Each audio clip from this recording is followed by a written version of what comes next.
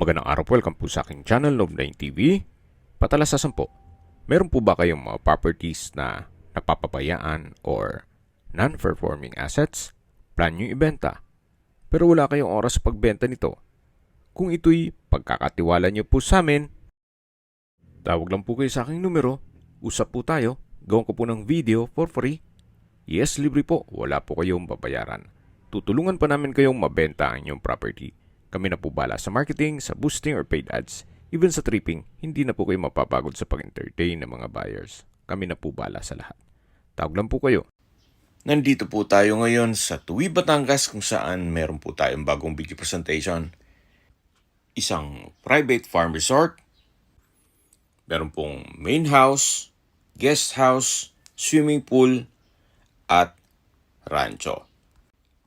Nakabakod na po buong property na may total lot area na 1 hectare o 10,000 square meters. Tungkol naman po sa dokumento nito, ito po'y titulado at buhay po ang may-ari. Kaya wala po kayong maging problema sa documentation o sa transfer ng title.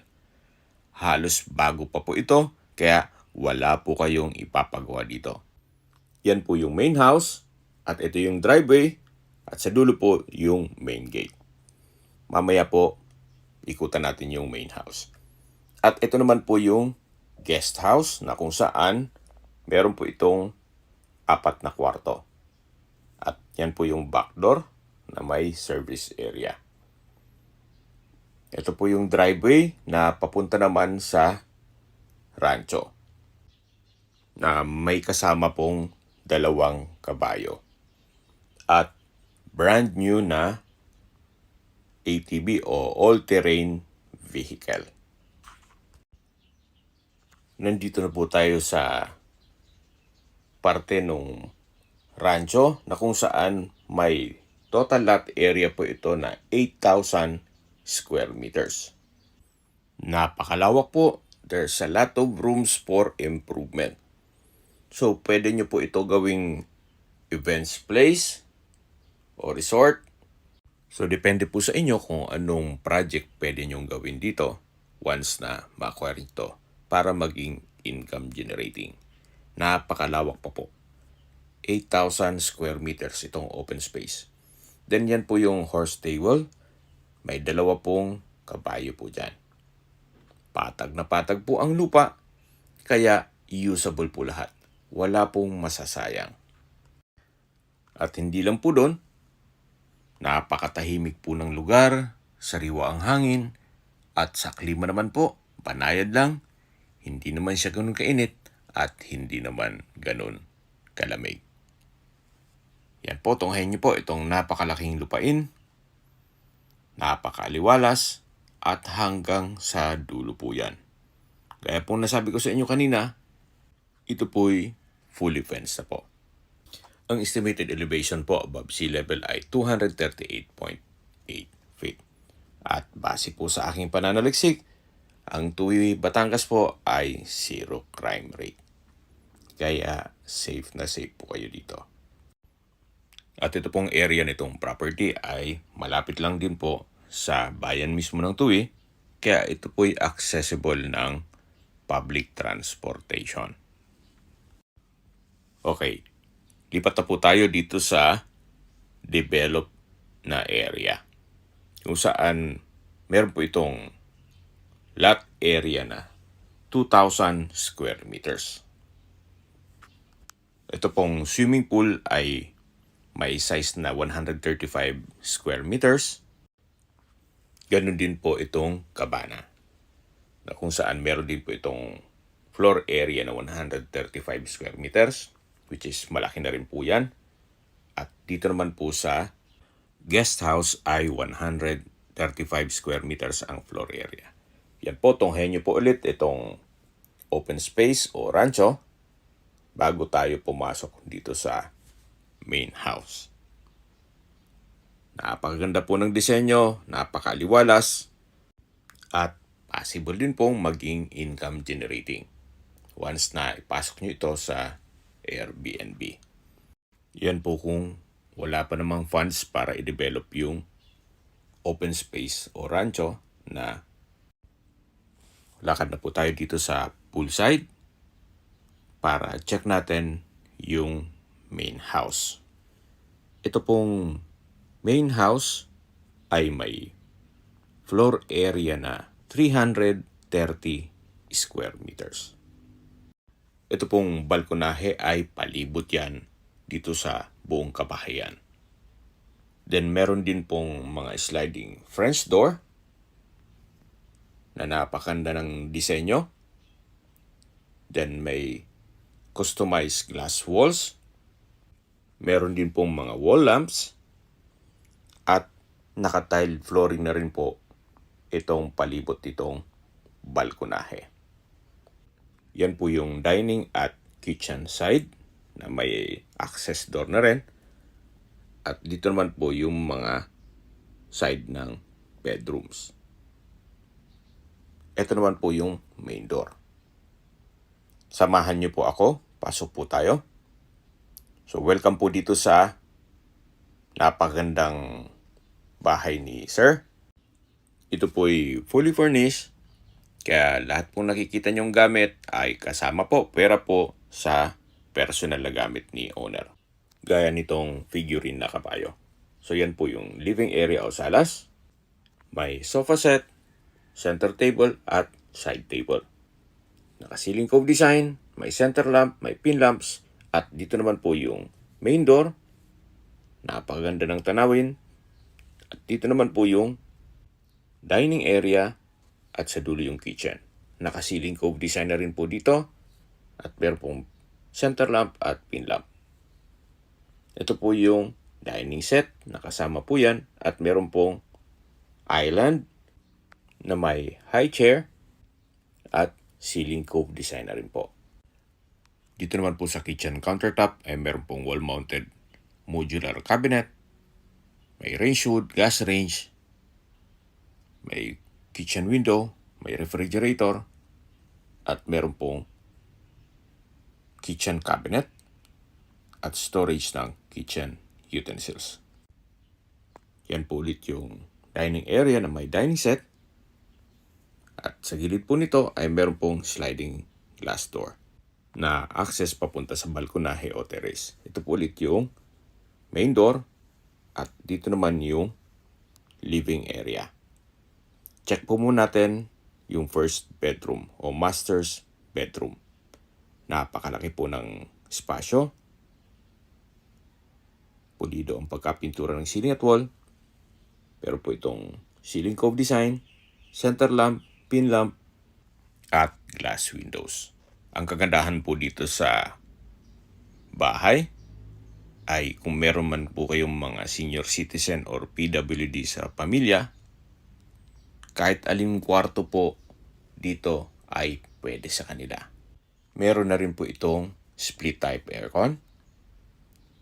Then, premium tiles po ang ginamit dito sa flooring. At ito naman po yung walk-in closet. From floor to ceiling po yan. Meron din po itong sariling toilet and bath na kung saan meron pong bathroom countertop, porcelain sink with faucet, then meron pong bathroom drawers and cabinets, naka-tile bathroom wall. Ito po yung water closet with bidet. Then sa taas nito ay may bathroom window. From floor to ceiling din po itong tile bathroom wall. At dito naman po yung shower enclosure. May overhead shower. Then meron pong exhaust fan. Okay, labas na po tayo para check natin ibang parte nitong bahay. Yan po yung walk-in closet. At tunghay nyo po itong master's bedroom. Napakalaki po ng espasyo. Labas na po tayo.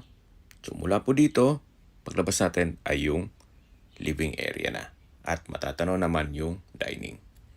Check po natin itong kabilang kwarto. Sa espasyo, sakto lang. Hindi naman siya ganun kaliit at hindi naman ganun kalaki. May mattress and bed frame, side table, window type aircon, center lamp, pin lamp. So, kompleto na rin po dito. At meron din po itong wardrobe. Labas po tayo. So, dito naman po yung common toilet and bath. Maayos din po ang toilet fixtures. May bathroom sink, water closet, naka-tile bathroom wall, may exhaust fan, shower enclosure, at overhead shower. Meron din pong maliit na bathroom window. So, ito po yung common toilet and bath. In between nung dalawang bedroom. Yan po, tunghayin niyo po ulit itong living area. Open concept lang po ito. Walang partitions, kaya maaliwalas. Natural stone design po itong wall. At dito naman po yung dining area. At sa dulo yung kitchen. Na kung saan galing na po tayo dyan kanina. At ito naman po yung third bedroom. Malaki po ang espasyo. May center lamp, pin lamp. Meron pong glass window, bed and mattress, window type aircon, may side table. Meron din po itong wardrobe. At dito naman po yung sariling toilet and bath. Na kung saan maayos din ang toilet fixtures. May bathroom sink, water closet with bidet, towel holder, shower enclosure, may overhead shower, bathroom window, at from floor to ceiling na tiled bathroom wall. So ito po ang toilet and bath ng third bedroom. So labas po tayo para check natin yung kabilang kwarto. Paglabas po natin ay meron po ditong drawer, then vanity mirror, at dito naman po yung fourth bedroom na kung saan malaki din po ang espasyo nito. Meron pong dalawang glass window, may window type aircon, may center lamp, pin lamp, TV stand and drawer. Meron rin pong mga outlet sa gilid nito. Then, pulido po ang pagkapintura ng ceiling at wall. Meron din po itong wardrobe. At meron pong sariling toilet and bath. Maayos din po ang toilet fixtures. Meron pong bathroom sink, water closet with bidet, shower holder, shower enclosure, naka-tile bathroom wall, overhead shower, at meron pong bathroom window. So ito po ang toilet and bath ng fourth bedroom. Lalabas na po tayo para check natin yung ibang parte nitong property. So mula po dito sa fourth bedroom, matatanaw natin yung third bedroom na kung saan dyan na po tayo galing kanina. At dito naman po yung dining area at formal kitchen. Meron pong mga glass walls, then sliding doors sa palibot nito. Kaya napakaliwalas po. Yan po yung living area. At dito naman po yung main door. Paglabas nyo po, napakaganda, napakaaliwalas. Matatanaw nyo yung swimming pool, cabana, at yung guest house. Bago po tayo lumipat sa guest house at sa cabana, ikutan po muna natin itong balkonahe. Palibot po ito. So, meron pong tubular railing. Then, dito po sa kanto, meron pong wall-mounted lamp na kung saan paikot din po yan. Ito po yung window ng master's bedroom. Itong side na to. Then, dito naman po yung driveway. Pag diniretso po yan, papunta sa rancho. Yan po yung main gate. At driveway papunta naman dito sa garahe. Then sa dulo po ay meron pong caretaker's house na may covered car garage.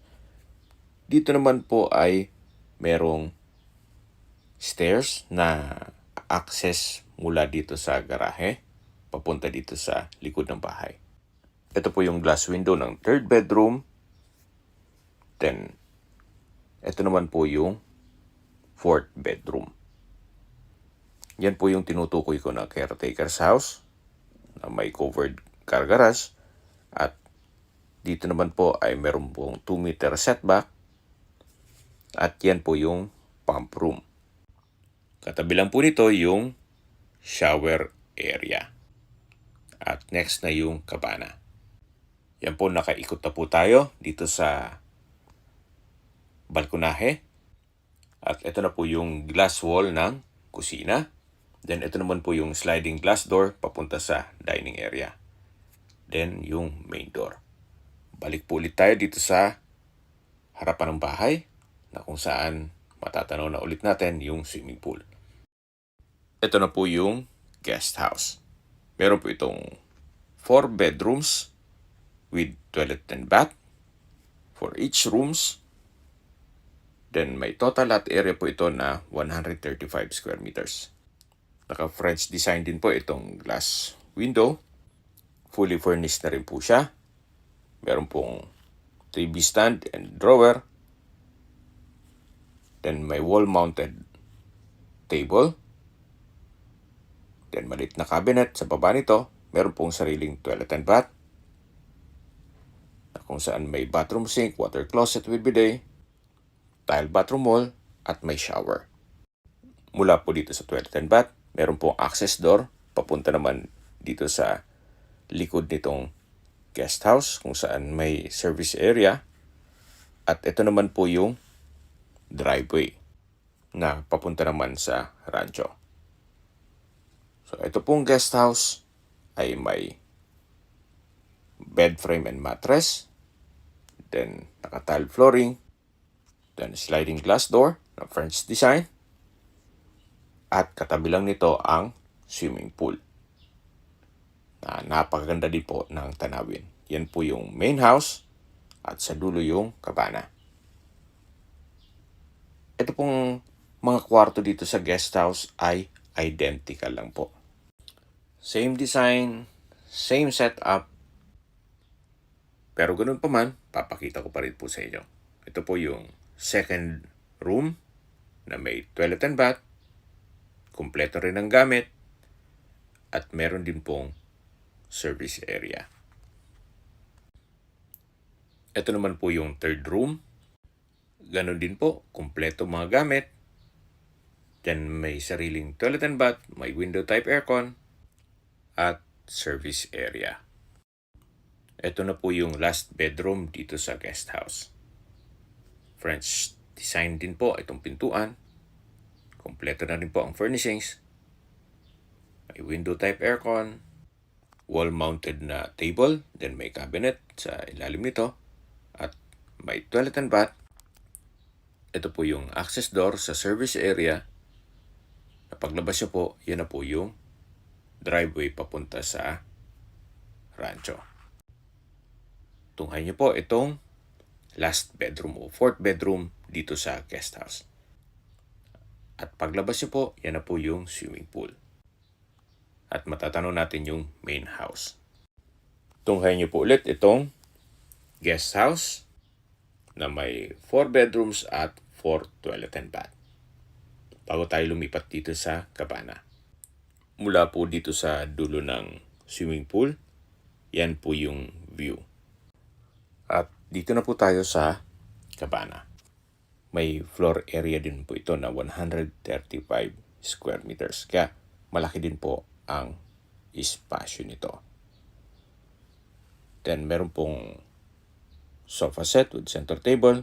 Then natural stone din po ang design ng wall na kung saan sa likod po niyan ay yung kitchen at meron din pong comfort rooms. Naka-ceiling cove design na rin po yan at may center lamps. Dito naman po yung shower area at ito po yung tinutukoy ko na comfort rooms. Ito po yung side view at tunghayin nyo po ulit itong kabana. Meron po itong mga garden set. Then dito po sa harapan ay may sofa with center table. Then dun po sa dulo, malapit sa kitchen, ay meron pong dining set. Sa likod po nito ay meron pong setback. Then, ito po yung access door na papunta naman dito sa kitchen. Ito po yung naka French door design. Check po natin. Meron na rin po itong kitchen countertop with sink and faucet. May wall-mounted modular cabinet. May ceiling fan. Meron pong range hood and gas range.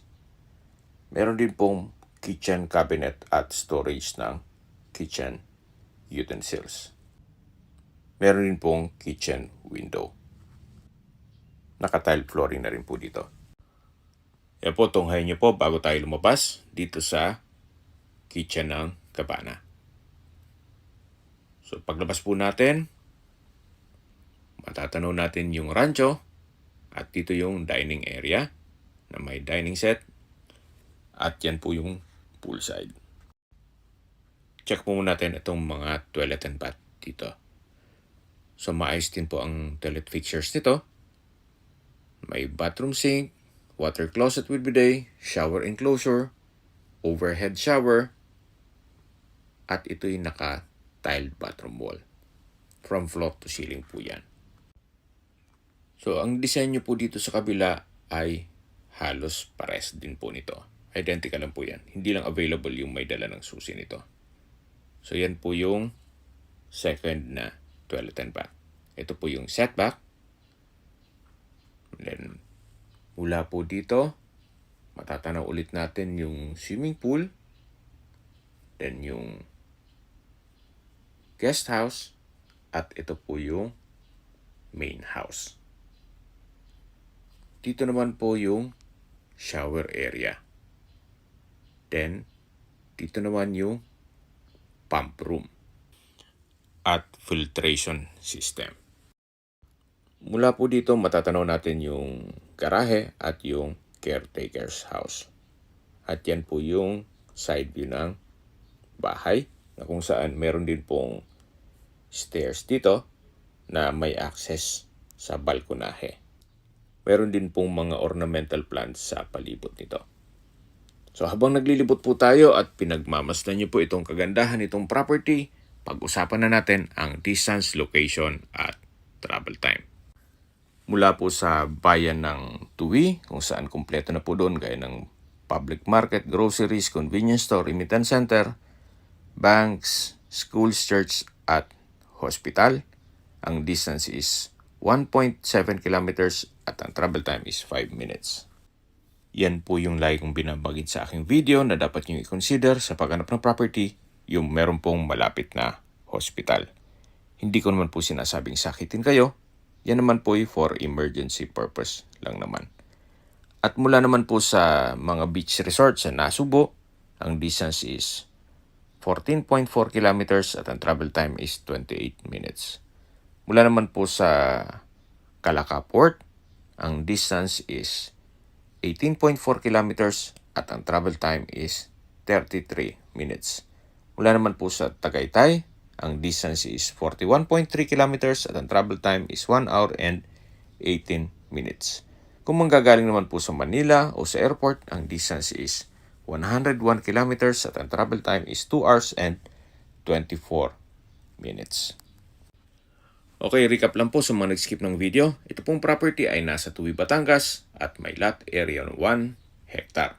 Ito pong improved na area ay 2,000 square meters at ang rancho po o open space ay may lot area na 8,000 square meters. Meron po itong guest house, main house, cabana at swimming pool. Tungkol naman po sa dokumento nito, ito po ay titulado, buhay po ang may-ari kaya wala po kayong maging problema sa documentation o sa transfer ng title. Okay, sa presyo na po tayo. Mula po sa 44 million pesos, nag-markdown price na po si owner sa 34 million pesos. Kung may mga katanungan po kayo, tawag lang po kayo sa aking numero. At sa mga kababayan naman natin na sa ibang bansa, meron po akong WhatsApp, Viber at Telegram. Same number lang po, 0917-316-3399. Sa mga nagtatanong naman po ng aming Facebook, meron po aming Facebook page na Nov9TV at Facebook Real Video. Meron din pong TikTok at Instagram. May ibang YouTube channel po kami, the Nov9TV channel, Nov9TV listings, Nov9 TV on the spot, Nov9 TV updates, at Nov9 TV house rental. Sana po naibigyan nyo ang video presentation. Paki-like and subscribe na lang po sa aking channel para ma-update din po kayo sa aking future listings. Kung sakali po hanap nyo yung mas malaking sukat ng lupa, meron din po kami ibang listings na pwede nyong pagpilian. Huwag po kayong mag-atubiling tumawag sa amin. Then, let us know your budget para malaman namin kung anong property pwede naming ilog sa inyo. Sa lahat pong viewers, subscriber at nagtiwala po sa amin, salamat po sa suporta. Ingat po kayo lagi at yung pamilya. Maraming salamat po.